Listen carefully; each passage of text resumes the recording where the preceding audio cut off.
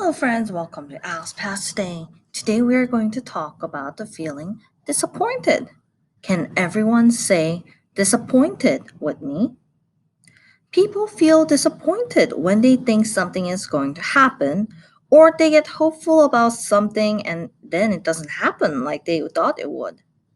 I have a story to tell you about a friend of mine who was feeling very disappointed. And I'm going to show you the picture of my friend as you listen to the story. Let's put our listening ears on. Look at this little boy. Why do you think he is feeling disappointed? Remember, people feel disappointed when they think something is going to happen or they get hopeful about something and then it doesn't happen like they thought it would.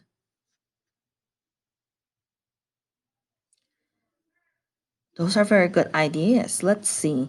Arnold is the youngest boy in his neighborhood. Any other guesses?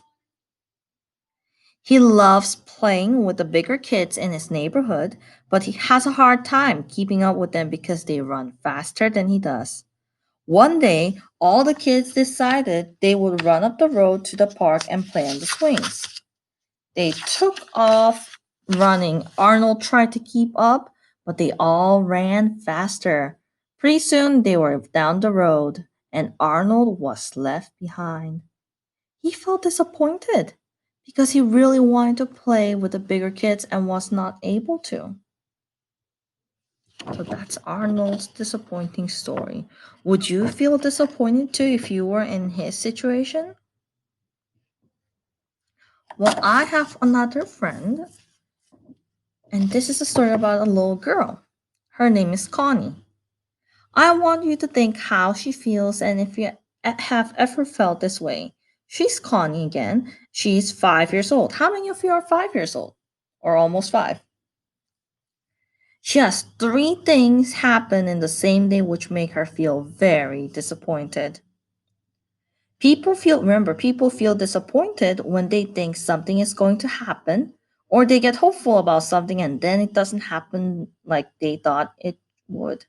This is a picture of Connie at the end of the day. Listen to the three things that make Connie feel disappointed. All right. Connie's dad goes to work very early and sometimes he has to work late. One day, Connie woke up and jumped out of bed. She hurried to her parents' room. She hoped it was early enough to see her dad, but her mom told her that her had already left for work. Connie had gone to bed before her dad got home the night before, and now her dad had already left for work. Her mom looked at Connie's face and said, "Oh, Connie, you look so disappointed." She gave her a hug and told her her dad might come home earlier that night.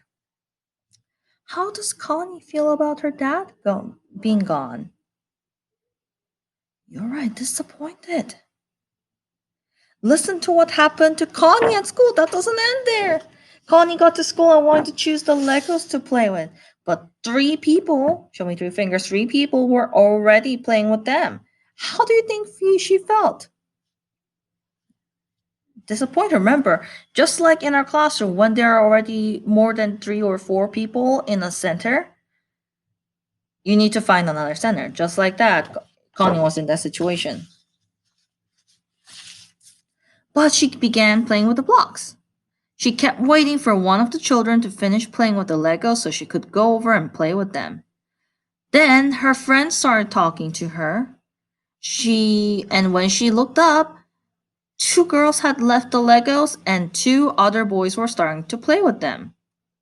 Again, how do you think she felt? Pretty disappointed. Somebody already went there. She played with the blocks and waited a little longer. Finally, one boy got up to leave, and Connie went over to the Legos. Just then, the teacher said it was time to clean up and get ready for story time. How do you think Connie felt? Very disappointed. Connie is having a hard day. Listen to what happened later that day. As the class was getting ready to go outside to play, the teacher asked Connie if she would be the helper and carry out the balls. Connie loved being the helper and she especially liked carrying the balls outside. She went over to get the balls and they were gone. She looked around just as the teacher said, "Oh, I'm sorry, Connie. I didn't notice. Mike already has the balls. How? Maybe you can carry them out tomorrow." How do you think poor Connie felt? Very disappointed. Can you tell from this picture what Connie decided to do when she felt disappointed? This is her house place. It's somewhere quiet that she can relax. You know what? Not only children can feel disappointed, grown-ups can also feel disappointed when things don't go the way they thought they would. And it can be very helpful if you tell somebody that you're feeling disappointed. Sharing feelings is very important. Have you ever felt disappointed? And what can you do when you feel disappointed? Well, you could tell someone how you're feeling or make up new plans. Well, that was about disappointment.